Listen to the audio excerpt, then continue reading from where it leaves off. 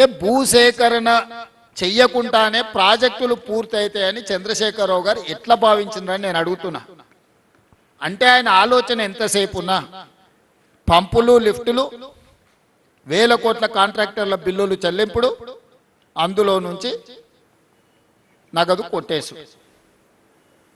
నాగం జనార్దన్ రెడ్డి గారు కొట్లాడి కొట్లాడి కొట్లాడి అలసిపోయి ఇప్పుడు ఆయనతోనే చేరే పరిస్థితి వచ్చింది. ఏ మాటకు ఆ మాట పాపం పెద్దలు నాగం జనార్దన్ రెడ్డి గారు ఈ పంపులలో లిఫ్టులలో జరిగిన అవినీతి మీద ఏండ్ల కొద్ది కొట్లాడే సుప్రీంకోర్టు వరకు కూడా పోయి కొట్లాడవచ్చు. ఆయన మాట్లాడిన దాంట్లో వాస్తవం ఉంది. ఈరోజు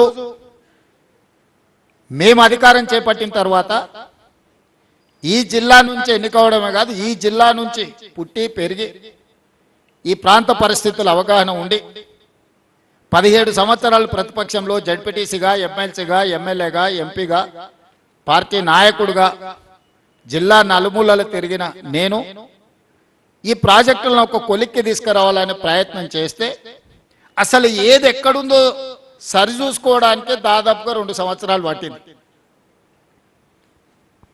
ఈరోజు వాటన్నిటిని కొలిక్కి తెచ్చి ముందుకు తీసుకెళ్దామంటే ఓహో పని చేసేటట్టే ఉన్నాడు, ఇదో కొలిక్కి వచ్చేటట్టే ఉంది కాబట్టి మేమేదో కార్యాచరణ తీసుకుంటాం, రాజకీయ కార్యాచరణ తీసుకుంటామని వాళ్ళు బయలుదేరారు.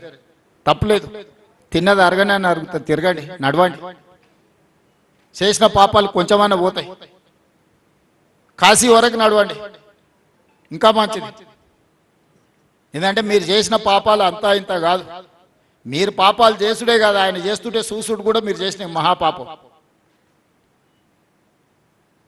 ఒక ఆయన గోసి కట్టుకొని రాజశేఖర రెడ్డి అనుకుంటాడు, గట్లెంబడి తిరిగి గోసి కట్టుకున్న వాళ్ళందరూ రాజశేఖర రెడ్డిలు అయితే బాగానే ఉంది.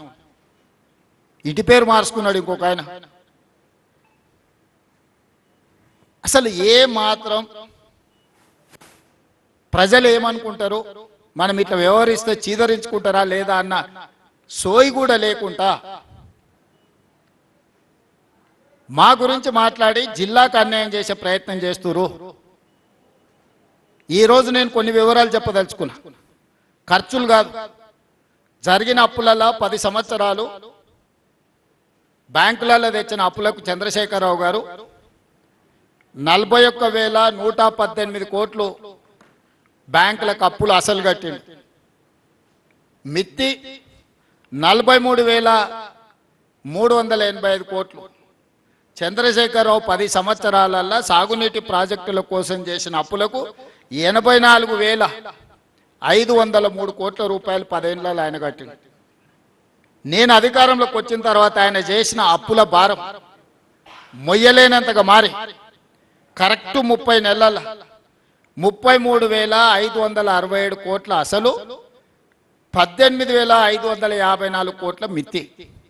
30 నెలల్లో చంద్రశేఖరరావు చేసిన పాపాలకు పాపాల బైరోడు నాకు అందించిన ఈ అప్పు 52,120 కోట్లు ఈ నెలకు కట్టిన నేను. మీడియా మిత్రులు రాసుకోవాలి, 30 నెలల చంద్రశేఖరరావు చేసిన అప్పులకు తప్పులకు ఓన్లీ సాగునీటి ప్రాజెక్టులకు నేను చెప్పేది 52,121 కోటి రూపాయలు ఆయన చేసిన అప్పులకు తప్పులకు అసలు మిత్తి కలిపి 52,121 కోటి రూపాయలు నేను చెల్లించిన. ఇక నేను పనులకి 30 నెలల్లో చెల్లించింది ఎంత అంటే 22,000 కోట్ల రూపాయలు.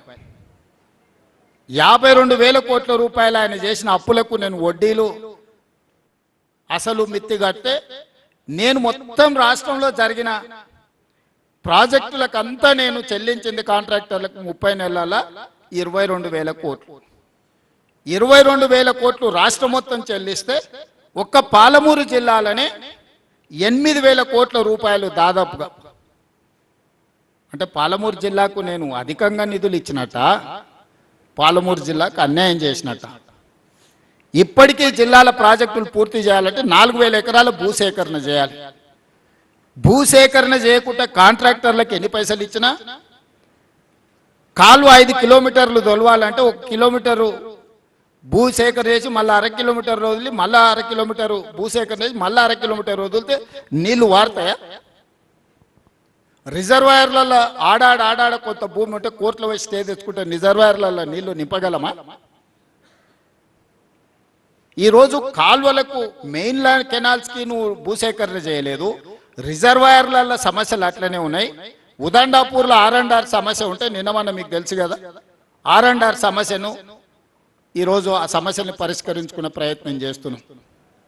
ఇవి ఏవి చేయకుండా, భూసేకరణ చేయకుండా, లేకపోతే R&R ప్యాకేజీలు ఇవ్వకుండా రిజర్వాయర్లలో నీళ్లు నింపగలమా? అందుకే ఈరోజు ఆ సమస్యలన్నిటినీ సంపూర్ణమైన అవగాహన చేసుకొని రాబోయే 2 ఏళ్లలో మ్యాక్సిమం ఈ జిల్లాలో ఉండే పనులన్నిటిని పూర్తి చేయాలని ఈరోజు కంకణం కట్టుకొని మేము అందరం క్షేత్రస్థాయిలో పర్యటన చేసి కార్యాచరణ తీసుకొని ముందుకు వెళ్తున్నాం.